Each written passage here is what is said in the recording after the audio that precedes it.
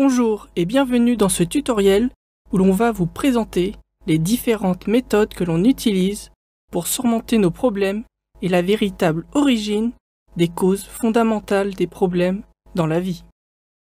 Si on prend du recul pour contempler nos vies, tout notre temps est utilisé soit à faire quelque chose qui nous donne du bonheur, ou bien soit à essayer de surmonter ou de fuir des problèmes. Comme ce sont nos problèmes dans la vie qui nous inquiètent le plus, regardons de quelle manière nous essayons de les surmonter. La première est la méthode superficielle, et c'est une manière très courante de gérer nos problèmes, bien qu'elle ne soit pas nécessairement efficace. Un exemple pour celle-ci serait un couple venant d'avoir une grosse dispute. Tous les deux quittent furieusement la maison. Le mari va au bar le plus proche pour noyer son chagrin, et la femme va au centre commercial et achète quelque chose de très cher. Je pense que l'on a tous connu cela à un moment de notre vie. Évidemment, le problème est toujours là. On l'a juste mis sous le tapis pour le moment. La plupart d'entre nous essayent de résoudre nos problèmes en utilisant notre intelligence ou nos émotions à partir de ce qu'on a appris. Avec la méthode scientifique moderne, on suit généralement 3 étapes. D'abord, on identifie le problème exact. Ensuite, on essaye d'identifier la cause. Et en fonction de cela, on applique un remède spécifique. Ici, on essaye de résoudre nos problèmes en utilisant notre intelligence ou nos émotions. À présent, reprenons l'exemple du couple attristé par leurs problèmes conjugaux et qui ne parviennent pas à s'en sortir par eux-mêmes. Ils vont probablement aller chercher de l'aide chez un conseiller conjugal qui a un diplôme en psychologie ou en psychiatrie. Mais parfois, des problèmes persistent dans certains aspects de notre vie. Et même après avoir essayé toutes les solutions que l'on connaît, les problèmes continuent. Dans ce genre de situation, certaines personnes ont recours aux religions ou aux prières.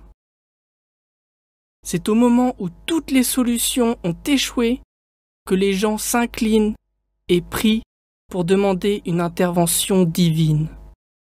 Cependant, c'est un fait avéré que la religion aussi agit comme une mesure préventive contre certains problèmes.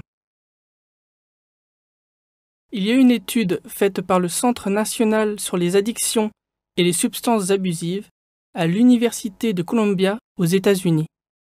Ils ont découvert que les adultes qui ne participent jamais à des services religieux étaient presque 8 fois plus susceptibles de consommer du cannabis par rapport à ceux qui y participent quotidiennement.